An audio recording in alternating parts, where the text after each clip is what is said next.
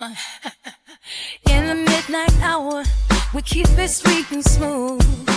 Lost track of time, just me and you, a perfect groove.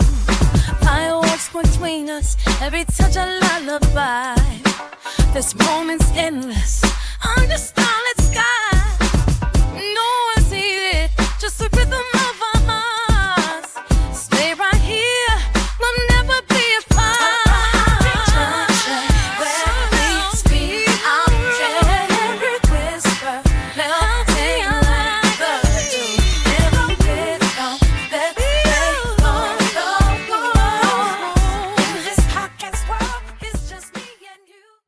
Hello, ladies and gentlemen, and theys and thems. Welcome to another episode of Talkaholic Junction. I got another, I can't talk today, but I have another special guest with me from the podcast. Let's Match. Let's talk about it. Tony, say what's up, my guy. What's up, bro? How's it going? And, it's going pretty good. Like I said, I'm just getting back home from playing stepdad. If you're a family, listen to that. Ignore that. That was a joke. Outside of that, I'm playing stepdad. Let's just keep it right there. But how you feeling today, my guy? Ooh, I'm feeling good. I'm feeling real good. Shit, I'm getting started. I feel that. Let's get the ball rolling. Let's get the ball rolling real quick. First thing I want to ask you, and just kind of, so the audience can get to know you better. Like, who is Tony? What is Tony? Like where you from? Where you from? How's life growing up? How's life now? Like, give us a little bit about you. Oh shit. My name is Tony. I'm your friendly neighborhood law-abiding felon. I'm out here kicking it, man. I love smoking weed. Shit. About to be 33 this year. Good qualities about me. I'm on time. I'm a hard worker. Pros and cons. I don't like liars. I don't like deceptive practices. I'm a God-fearing man. I'm flawed. I'm not perfect. I got a passion for cannabis, so I started a business in that in 2022. I'm the oldest brother of three, and right now I'm still choking on this hip on this bong. Hey, we love to hear that. Right now, you got the bong. I got a fresh thing to dip in right now, so we chilling, we relaxing. So you already know the vibes for this pod. So when it comes down to it, you have your own podcast. Can you explain to the people a little bit about that? Because I fuck with your podcast. I've already been on there. I enjoyed being a guest, but I also enjoy being a listener. Bro, that shit was smooth when you came on too. That was all love. I enjoy that. You definitely gotta come back on. We gotta keep collabing, man. The podcast, man, it's still weird to me, man. So podcasting, I'll say, started with me like I say June, maybe July of last year, right around the summertime, is when I started. Is actually when me and you started talking about it. Or no, let me re-say that. Last summer was when I started getting into podcasting, like listening to podcasts. I even went to go meet with a podcaster by August. End of August, I went to go meet with a podcaster because Stewart's Passion is my cannabis online company, and we write blogs, create content, and promote cannabis content creators. And other things besides that, but that's the main point. We work with cannabis content creators, whether that's people in Seattle, Washington, that actually they leave the country like 2-3 times a year. They go to different places to interview just the origins of certain cultivars and things of that nature. I got a segment on the website called Germinated Truth. This is something I started now in 2022, still going back to that August, right? I have been writing about growers that were growing in legal states. So that was a segment called Germinated Truth, which is still a part of Stewart's Passion. So we had Kiss My Glass was another segment. Okay, these are just, I call them segments. You can go to the website stewartspassion.com and see in the top there, you just start clicking, it'll show you different genres of the podcast. So I had of the blog. And so I was meeting with this podcaster because I had written this blog, which was the Kentucky Medical Cultivation Act, which is my idea of legislation that would allow anyone that meets the requirements for medical cannabis to be able to grow their own medicine. And so I seen that this man took his time to get to know like some very good hands to shake. So I was trying to move in closer into that circle and get an understanding of that circle before I just burn a bridge. Essentially, I didn't want to do that, which is Yeah. very easy in the cannabis game to burn a bridge, because once somebody thinks that you're like, if someone thinks you're going to misrepresent their company, they're going to distance themselves from you like you got COVID. So I was trying to get that kind of foot in the door, if you will, that kind of meeting. And I ended up getting in a car crash August 25th, which was that was the day I was meeting him. I literally was right in front of Starbucks and got T-boned. And that kind of just it kind of just set me out of the commission for a while, not just out of work, but also just off my feet and even in confidence. Like my anxiety was just triplified, you know what I'm saying? And that No, I just feel you. moved having time to myself at home while I'm recouping, trying to figure out what I want to do with Stewart's passion. I had already purchased plenty of art and had ideas of what I wanted to do, but I also, as you know, bro, it's not even legal to smoke weed here. I just got done talking to somebody that basically told me everything I'm doing with what I'm doing is still technically illegal, not even just from a federal standpoint, but from like a Kentucky standpoint. So, and you were putting me onto that. I brought up what you were talking about in the episode that you came on to my podcast, where you were like, you can't even buy THCA flower in Louisville. So about that, I got an update about that, which is crazy. I ain't gonna say what store it is, but there's a few stores out here in Louisville. They still sell flowers, but you have to talk to them and they got to go in the back and grab it and then come right back and they'll sell it to you. But they won't sell it to you unless they really like fuck with you or like you come, every day, every week type shit. But if you're just like a random person coming in, like, hey, you got some Delta bud or some CBD bud, they're gonna probably tell you, no, we ain't got that. But like the little place I go to, dude gives it to me. What is it?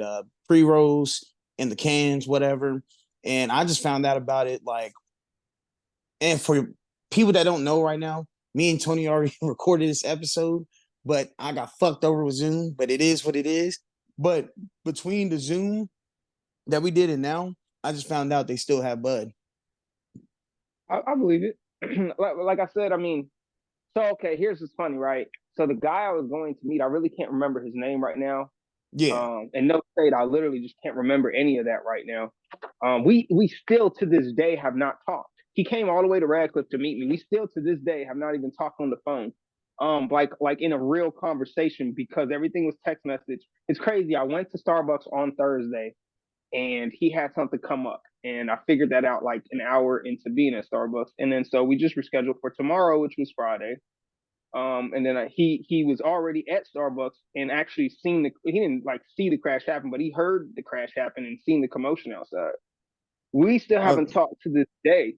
He didn't But even when I check in on left, you? he messaged me in the hours that I was in the hospital, just to casual let me know if there's anything I can do for you. I mean, we seriously don't know each other, you know what I mean? Yeah. So Okay. Okay.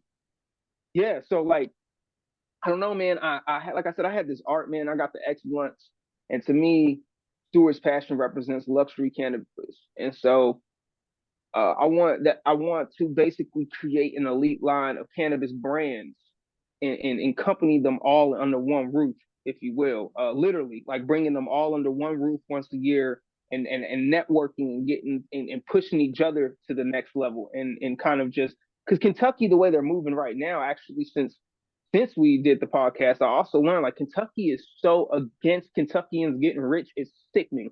So it's me being me, I'm not really sure. Like this is the first time probably in my life where I'm not so quick to poke the bear. That's like my go-to is to poke the bear, especially in public. I love to show people who the monster really is, because a lot of people think that it's like hustlers and gangbangers and like that's the problem in the community. And it's like, no, that's the result of your community. You know what I'm saying? Like the community is formed and then the problems arise.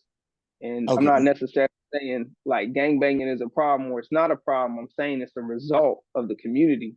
So if you can allow Ku Klux Klan members to meet, I know I'm kind of drifting off, but I'm gonna bring it back around. If they can meet and have organized events, why can't the Bloods have organized events? Why can't the Crips have organized events, and be free to do that without hurting anybody, just like what we see is ugly, like the white fraternities and shit like that. When it comes to cannabis, man, it gets so real that if you don't pay attention, you'll miss it. But the unraveling of cannabis in the United States, then when I say the unraveling, the becoming of the legalization, the end of the prohibition, however you want to put it, you know what I'm saying? It Yeah. shows holes in the United States. It shows the racism.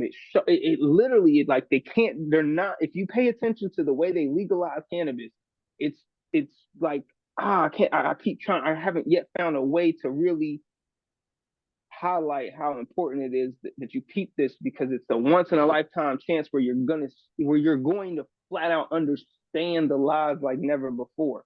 I was talking to a lady, she doesn't come from a slave background like that, but she her hard work is being manipulated. The very laws that she helped preserve, not just fight for, she helped preserve them. Like, they were going to ban Delta 8 in Kentucky, bro. And there's people right now that can go into a Crown shop in E-Town. They can get some Delta 8 gummies and their anxiety is gone for 26, maybe $35.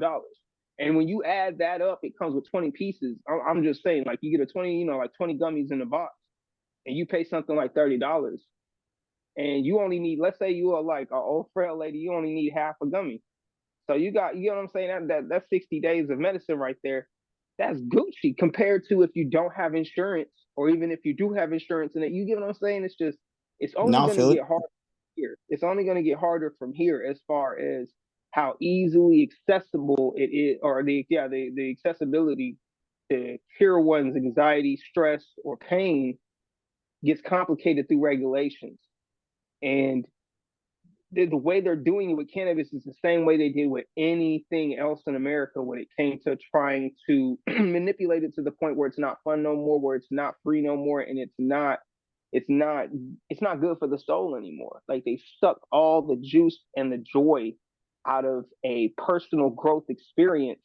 It turns into almost a slave mentality. Like, oh, you thought you were going to be smart enough to start your own cannabis business? You think because you followed the rules and you did everything you were supposed to do, and you're approaching it from a professional angle, and you use all the right words and you rub shoulders with the right people, it's almost like they Marilyn Monroe you.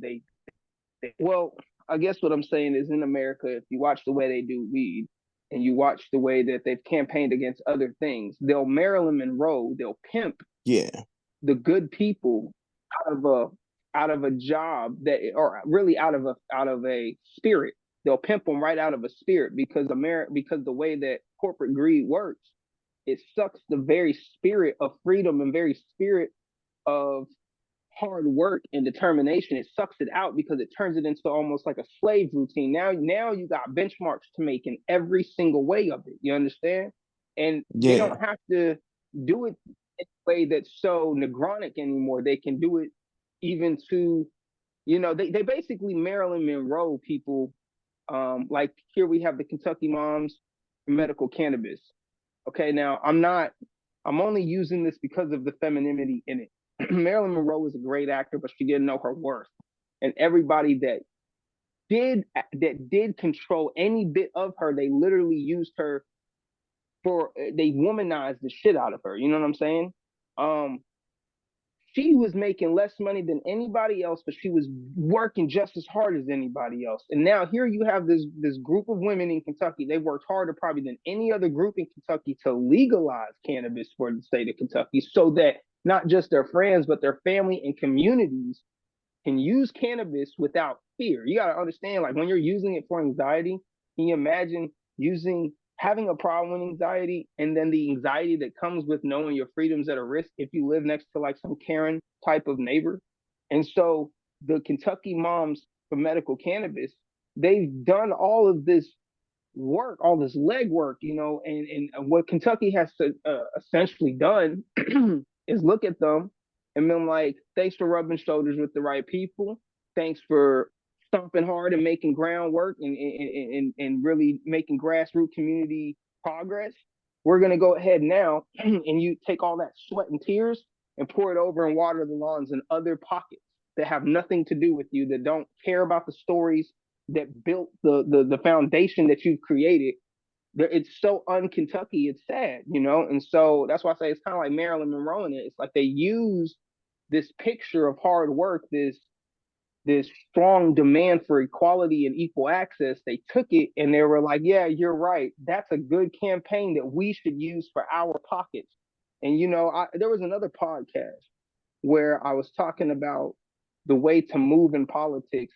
You have to rally them around your cause without letting them know it's your cause, or else they'll screw you in it. And I was talking about when you go to the city hall meetings and you let them know that this plaza is really making the city look bad, so they go over and they fix up the building. You know, you let them know that the broken windows make it look, you know, less appealing, so they fix the windows, and then, you know, while you're there, you sweep up the parking lot and shit, and then, you know, you go in the building and you clean it out, and then you go and you figure out a way to get your hands on the property.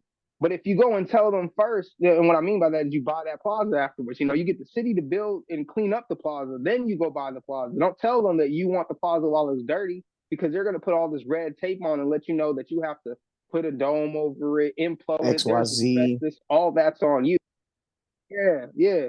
And so that's kind of what they did to the Kentucky Moms for Medical Cannabis. The Kentucky Moms for Medical Cannabis, in the name, lets you know what they're fighting for. And so Kentucky basically sat back for years and years and years and kind of listened, but did more entertaining than moving.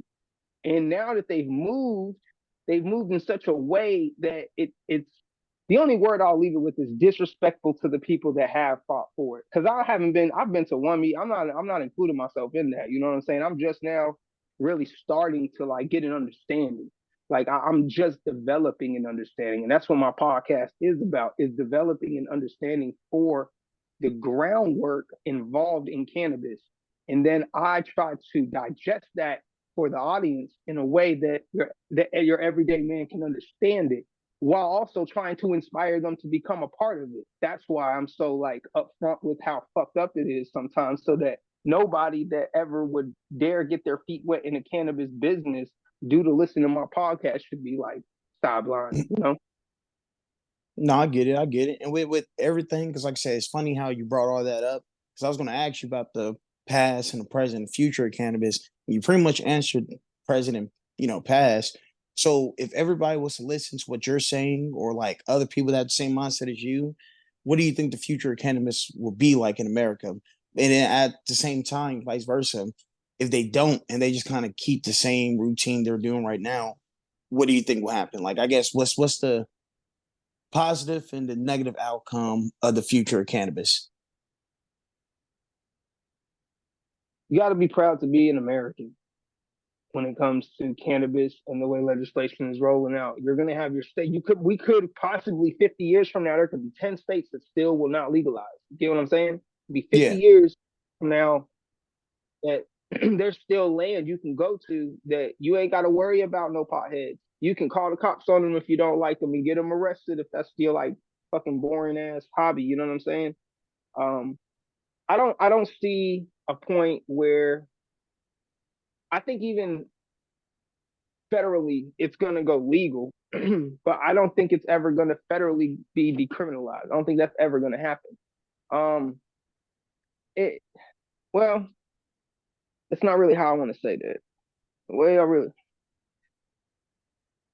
everything with cannabis is so shifty, man. It's almost impossible right now. We're still in the first half of a decade of true legalization, bro, of like the end of prohibition. You get what I'm saying? It's kind of like yeah, that's not the I don't I kind of question someone could answer at this time because of how different each state is. That's why I say you got to be happy, you got to be proud to be an American, man, because we literally have a melting pot of a country, man. It really is this way in New York and that way in Cali and this way in the Midwest. You get what I'm saying? Like it really depends where you're at, and that's yep. kind of a question for like national response.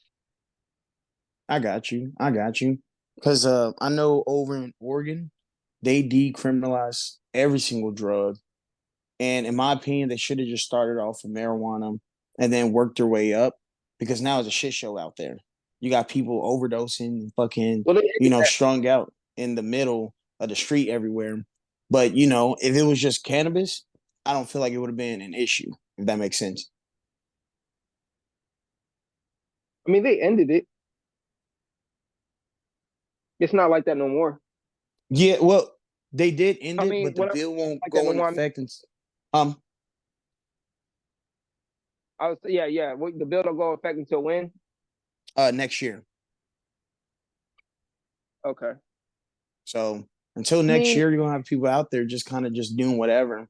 But you know, when it comes down to it, like I said, they should have took baby steps, but they didn't. I feel like cannabis. I don't know why, but a lot of people think cannabis is a gateway drug, but I don't think it is.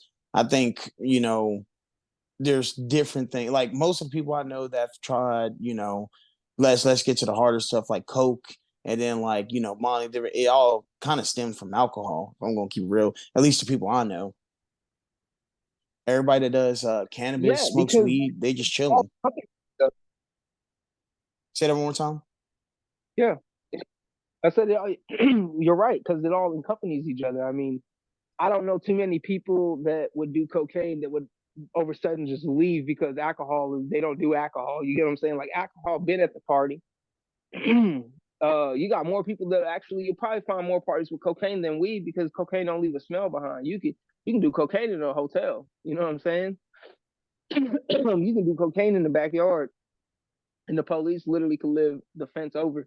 It's not like the odor's gonna signal that that's what you're doing. Now, if he's like a canine unit, his dog might be going berserk in the fucking garage. But cocaine is a very accepted drug in America. Hell yeah. I mean, shit. I mean, I like cannabis and all that, and I know you do too. And let's get into your interest and passion. Like, what got you passionate so much about cannabis? Like, what's your cannabis story? Um, sorry about that. I got caught with some Dayquil and some I believe it was Valiums and Vicodins at high school. So I was under 18. They put me on drug court, and at the end of the drug court, everybody had assumed that I was so like anticipating to smoke weed again, and then everybody found out I never had smoked weed before. So right after I turned 18 and my last piss test, I got high for the first time. And it ultimately was just a night of my homeboy Brandon. He was the person that like got me the connect. You know what I'm saying? Like back in the day, you had to know somebody to know weed. Everybody wasn't so proud to be like, oh, I sell weed or my brother sells weed. Like that would be snitching back in the day. Like people then definitely got stupider with the hustle. And nowadays, you know, when I started smoking weed, like I said, you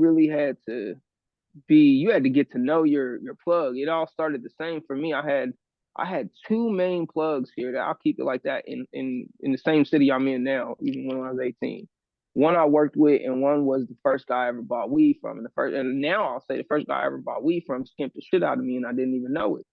Yeah, I still remember to this day him telling me that's just how it is, man. You got the bottom of the barrel. I was like 8, 9, probably 10 seeds in my shit. And I saw bottom of the barrel and like, you know, I was so like in the Scarface movies. I'm thinking like, I must know the plug. He got barrels of weed and I got the bottom of the barrel. But I wasn't too upset with the seeds because um I knew that or I understood that you could grow weed and there should be more weed on the plant than the 20 I just bought. So I always kind of thought that way. I never really got to grow weed and harvest it and stuff like that until I went to Florida. And that was crazy because they were growing it by then, right? But I'll stay on track. It was just hard to keep a plug, right? So my first plug told me I got the bottom of the barrel. I ended up losing my phone in his car. He came back. His boy, I think, was trying to rob me because he kept trying to offer me a ride home for no reason whatsoever, and then wanted to know how much money I had in my pocket, like straight up just asking Oh, me. what the Because he's fuck? like, "What you scared to give me?" Yeah, yeah. He was basically like, "Hey man, you need a ride home? Just give me some gas money." He was out the blue, and I was just like, "Nah, I'm good." And like it was just one of those weird feelings when he said it. It was like I don't even feel like it was his car. It was just so much wrong with the picture. And the dude who yeah, so I I'll start with I left my phone in the plug's car because I was just so nervous to buy weed. And so I got the weed at like lunchtime type shit. And it goes on like 6, 7. My first time smoking weed, bro. I didn't touch my phone for like 6, 7 hours type shit. Well, I was on the phone at one point, and then I got off the phone, and I was gone. I had started feeling the weed for real, and so I'll go over down to another neighborhood with my friend, and I start realizing I got my phone because this is before like Facebook was mobile. You know what I'm saying? This is back when you still Yeah. had to hop on like you had to go in a computer room. You remember the computer room? I had to go in like a Oh computer room yeah. to get on Facebook because you could go on MySpace and stuff on the phone, but you literally would be sitting there forever waiting on the page to load. So that is, I wasn't using my phone like that. So yeah, I realized my phone is missing. I go back over to the place where I got high. We search the place. They know that the phone ain't there. The mom is there. Like little man, there ain't no phone. Like she thought, she was talking to me like I was her son, basically. She's like, son, ain't no phone here. I'm like, all right. So I'm thinking like maybe the dude that tried to get a ride earlier stole my phone. But I start thinking and thinking, and then I keep calling my phone, and somebody pick up the phone. They're like, "Who fucking phone is this?" I'm like, "You picking up my phone?" And we figure out then that it's the plug because the dude knew the dude's voice. Like they knew, you know what I'm saying? Yeah. Feel like that. And from there, that's how he ended up coming back, and I like it was like my first time buying weed was my first time confronting the weed dealer about seeds and my shit. Like I was like, this is crazy. Like I'm thinking in my head, like, is this a bad drug deal? Is this how people get shot? Because I got like this bad aura about weed. I'm thinking like weed is drugs and that's gonna get me caught up in the gang life or some shit or some dumb shit, just some dumb shit. But I tell him, I'm like, man, these are all the seeds that's in the bag. And I just don't get it, bro. That came out to like a gram or whatever. And the boys in the neighborhood had kind of hyped me up to like, you gotta stand on that, man. You gotta let that nigga know there was a lot of seeds in it. And they was just trying to get some entertainment out of it. And I think the dude caught on to it. He was like, bro, that's 5 or 6 seeds. I didn't sprinkle them hoes in there. That's just what it is. You got the bottom of the barrel. Yeah. But after that, I still didn't care. Everybody else around me had weed. I smoked another blunt and another blunt. Uh, we did gravity bongs that night. Like all within 24 hours, I had smoked like 3 blunts and did a gravity bong. That was my first like 24 hours of weed. And then how did it feel, with every because gravity bone, it don't take a lot of weed, but it does hit a lot harder. I was like I tell everybody, I was sounding like I felt like I sounded like Cat Williams for the rest of the night after that. I hadn't drank properly. I think I had like a 40 ounce. They still made 40 ounces at this time. I had a 40 ounce of 211 still reserve in a glass bottle, and which my homeboy's mom would buy us beer. And so that's how I got on 211s. And so yeah, I mean, it was just my one homeboy, and like his whole posse was just like in like I said, just for lack of better words, flabbergasted that I had never smoked weed before. So Yeah. I So that's smoked what them got it. some, and then I went back over to friends. So that's what got it started and everything. So what made you passionate like you are now for with the podcast and everything, the clothing and your brand. I was having a conversation with a friend of mine, Isaac, at the Rue factory. It's another factory I used to work at before I work where I work now. And they were they were rapping and freestyling and sharing some of their written songs during lunch. We go outside and just fuck off. And I was being paid pretty decent at this point, and more than I've been paid before in my life on an hourly rate type shit. And so I had what I would call a lot of spare money. Like I had like a lot of spare time money. And I was thinking of a way that I could flip it legally. And my main like point that really like drove it home for me was a Nipsey Hussle documentary from LMC High Designs. My my like I had like a want to learn what the fuck crypto is. like a way of marketing it. If I could make my own crypto, and I also wanted to get on to like the next Bitcoin madness. So whatever crypto coin was coming out, I was like in that. That was a part of, you know what I'm saying. That was just a part of that era in my life where I was really into crypto, trying to like buy a million. I had bought like 3 million Doge coins and sat on that for like a year. So it was just this thirst to like gain a lot of money really quick, legit. And at the same time, I was getting these Shopify ads, and I really thought the shit was a gimmick. But after seeing the ads for a while, it was like May of 2022, yeah, and we were talking about this whole music thing at work with Isaac, and there was this conversation where they were talking about how they want to drop music again, and I was in this idea of like I could turn their music into a crypto, or I don't know, like I said, I was having these like ideas, and I told Isaac, I was like, man, I'm gonna show the world how to unbox music, because I had this idea where you could receive a box in the mail. It would have like the hoodie of the rapper and the jogging pants and the shoes, like a Cuban link with the medallion. And then on the roof of the box, when you open it, is this big QR code where you download it. And it's like a specific QR code just for that customer. And again, this was all like infused from like the documentary I watched from Nipsey Hussle, because there's a scene in the LMC High Design documentary where Nipsey is talking about how the customer can scan the QR code inside the shoe, and that the QR code will consistently update. So as his music career progresses, the QR code will also progress, because there would be new updates on it. So it wasn't just a one-time scan. I was like, that's dope as shit. Like, that would be so cool. And I go into that pretty deep in the like episode 1 and 2 of my podcast. Let's talk about it. Gotcha. Man, excuse me. You got it. Because like I said, I've seen your website. I've seen all of you got a lot on there. You're doing a lot. Like I said, you do how many podcasts you post a week? About 2 or 3 a week and all that? No, no. We do pod drops. It's twice a month, first through the Okay. 10th, and then the 16th through the 20th. So the first in the middle of the month. You know what I'm saying? I do about 2 to 5 podcasts a month, or yeah, it's 4 to 5 podcasts a month usually. Okay. Shoot, because it's been a minute since I dropped anything. So it probably feels like it's a lot to me just because every time I get on Spotify, I see an update be like, let's match. And I'll be like, you know what? Let me listen. Let me listen to this real quick.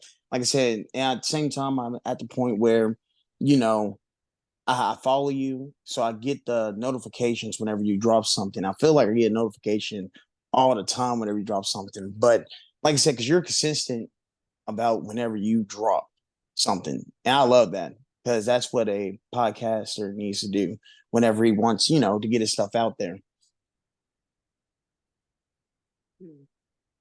Yeah, Shoot, it's all practice right there, for real. hell yeah. Now, cannabis, cannabis. Last question about cannabis. What are the pros and cons? Well, before we get into that, I'll say here in Louisville, I know the only thing here in Louisville, the only thing bad about cannabis is we have the fentanyl problem where people are sprinkling, fentanyl or something else in the marijuana. But outside of that, like what are the pros and cons of marijuana? Can you bring up like a specific article or something on that? Like, because I haven't heard. I've heard these accusations, but I've never once even seen Wave 3 cover it. So let me see. But I'm not calling you out. I hope you know that. Like, I'm Oh no. for the listeners that hear that. Like, I want to. It is a known. It's this weird known. It's more of an urban legend, because I just haven't seen that. Like, I've heard of this stuff, that it could happen, but it's like, who would that benefit? That's true. That's true. Because the only article that popped up was Louisville ranks worst city nationally for weed. Marijuana uses. Let me go through this. This is the dumbest, most horrible research. All right, time to get off this one. Drug bust turns up fentanyl laced marijuana, Louisville. That was a month ago. Um, here in Louisville, but outside of that one, I don't see in Northern Kentucky. There was one, but outside of that, Hmm. you right. You don't see much. It's more just talk. It's something I've heard and talked about with people, It's and the razor and the you like say I've it's like a heard of the race. razor and the apple, but I'm yeah, it's like Halloween being told to watch out for a razor and an apple. It's like I, yeah, I'm not saying that don't happen, but it don't happen. Why is that the one you say? Not because a lot of times it's not that that's the worst case scenario. Because yeah, of course that's the worst case scenario. But what should I really be looking out for in weed to stay safe? You know what I'm saying? And if all you're saying is fentanyl, which happens once every 20 months, compared to heavy metals being in weed every single day, like you should watch out for heavy metals because that's really in the weed. Like that's all, you know what I'm saying? That's actually in the dispensary right now because there's actually harder. It's something that naturally happens and it's something that is unnatural all at once. So, and it's all because of the way it's being made, as well as the way it's being cured, as well as the way it's being packaged. So every one a bit of those from and temperature and storage, all that plays a part in the way heavy metals will either degrade or even occur in your weed. That'll happen in every freaking probably every state that has weed has a problem with heavy metals and mold in weed and moldy weed still being sold way more. And see, moldy weed can lead to asthma and all kinds of other things uh, that can impact your life way quicker than, like I said, like I really challenge anybody out there to come up with I'll even be nice enough to say accurate scale of the monthly fentanyl overdoses and the quarterly fentanyl marijuana mixes compared to heavy metals and fungus sitting on the shelves right now. Got you, got you. Like I said, that's something new for me that I've learned. Like I said, that's something that I've heard a lot about. Something I always keep an eye on because everything I have bought and done, I've never had an issue with it. Besides one situation, but that wasn't even in Louisville. That was in Cincinnati, and that was like it's about three, no, not even three, about 4 or 5 years ago.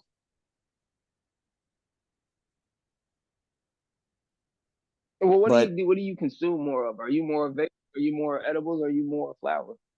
I'm more edibles. I'm more edibles. That's one thing I like. I know a lot of people don't like when you digest it, it takes a little bit, and then once it hits, it hits. I know a lot of people don't like that feel. But, me personally, I just like it because, I like laying down on the couch. And then once it hits and I feel it hit, it's all right. It's like, all right, cool. Let me throw on a good little Netflix series and just chill out for the rest of the night, go to bed. And by the time I go to bed and open my eyes again, it's time to go to work. I feel rested. I feel smooth. Like I said, I enjoy it. But, the situation where in Mm-hmm. Cincinnati, we were smoking. And when I smoked it, kind of the same feel, but I got paranoid and anxious, and like I started getting sweating. I started sweating. Like there was a lot of things going on. I was like, this don't feel like weed. There's something else. And like I felt bad. I felt bad. The next day I woke up and it was just like this like the dopamine effect, like when you get all that dopamine, you feel good, whatever.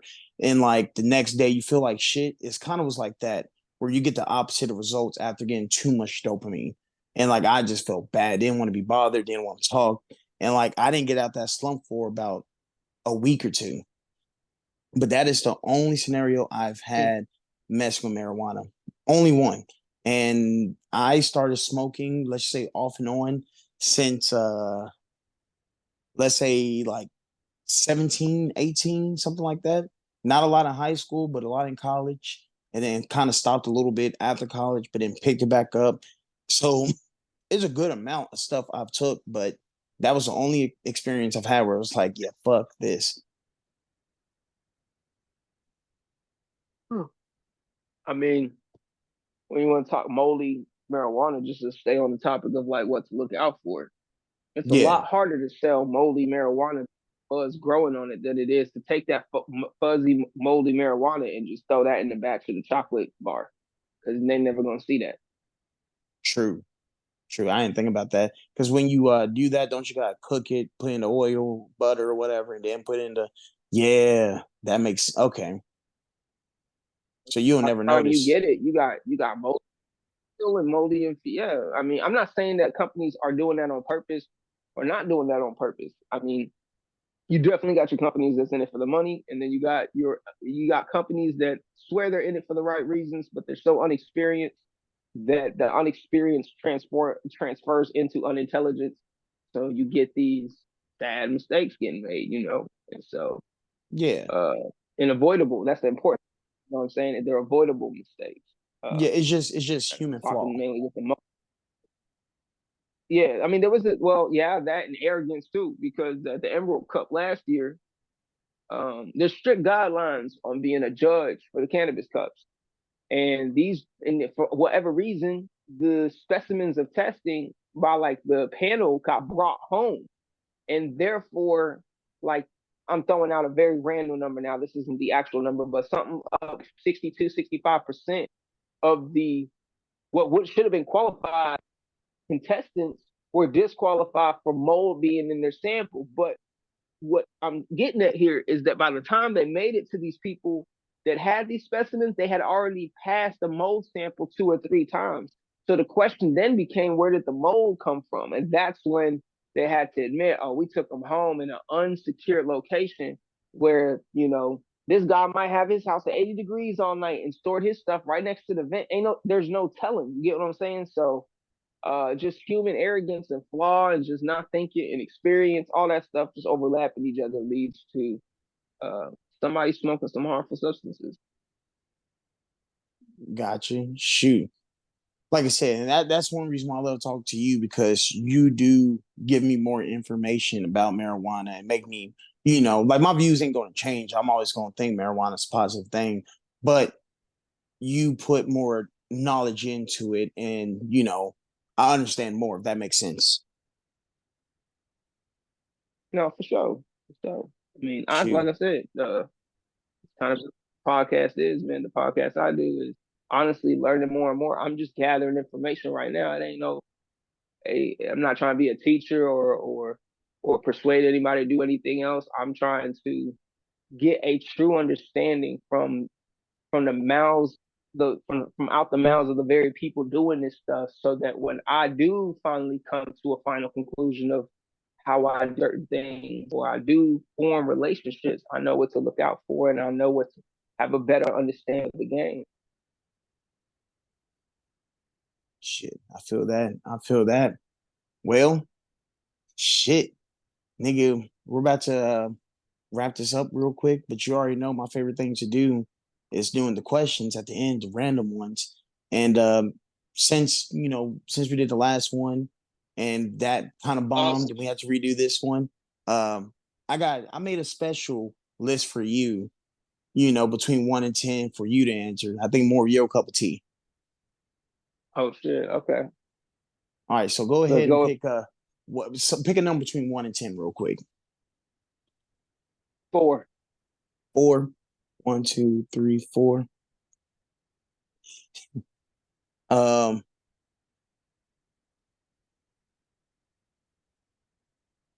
so the question Don't get is, cancer. no, no, no, ain't gonna catch. Like these are hot questions. If oranges are orange, why are limes not called greens? Ooh. Ooh. I don't have an answer for that one. Because I mean, like I said, it's one of those ones. Like I said, these ignorant little questions. Like another one over here said, "If you ever calm someone down by saying calm down, have you ever calmed? Have you ever calmed down someone by saying calm down?" Or either, like I said, little ignorant little things. Why don't rib condoms taste like ribs? Oh, whoa, what the Whoa, nigga, what? heck? Bruh.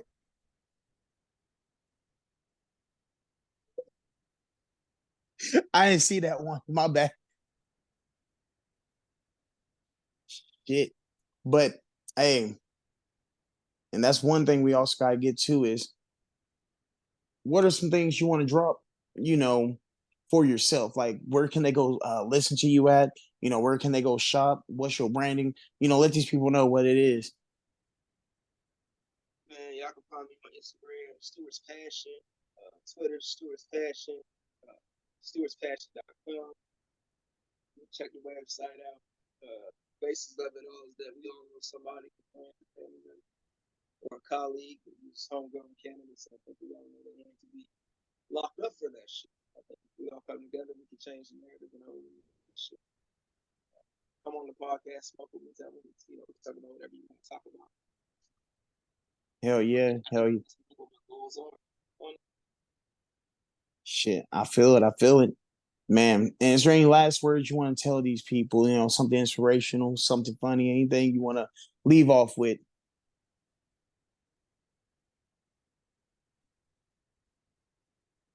I mean, inspiration, honestly, challenge yourself. Hold on real quick. Hey Tony, wait. Where's your mic at real quick? You're starting to sound far away a little bit. It's right here. Hold on real quick. All right, go ahead and go. Try it again. I can hear you now. Yeah.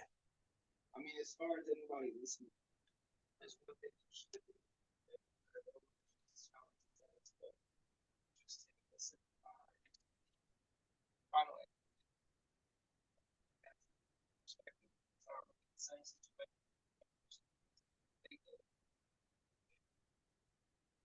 Flow with that, and just taking everything and give it time, freedom, and freedom.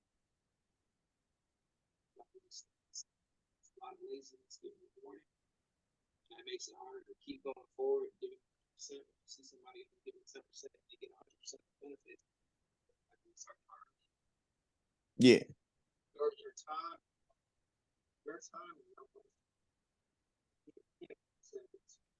elevate the people that are already in the elevated position. So be careful who you tell.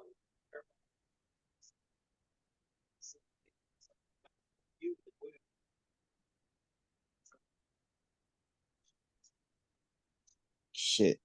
I fuck with it. Well, shit. Ladies and gentlemen, days and thems, that was the podcast. Thank you for coming to listen to another episode of Talkaholic Junction. You already know what it is. Good morning, good afternoon, and good night, wherever you at. Peace. In the midnight hour, we keep it sweet and smooth. Lost track of time, just me and you, a perfect groove.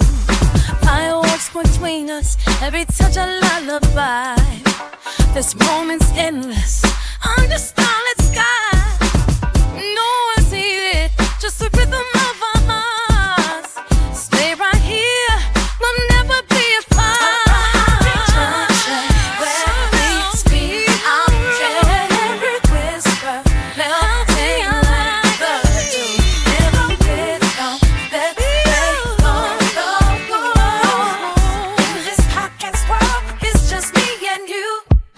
Conversations flowing like wine on a summer night. Your voice melody in the pale moonlight. Deep talks and secrets, laughter fills the air. This connection's magic, nothing can compare. Every sentence, we weave a brand new story. You're my muse in this podcast purgatory.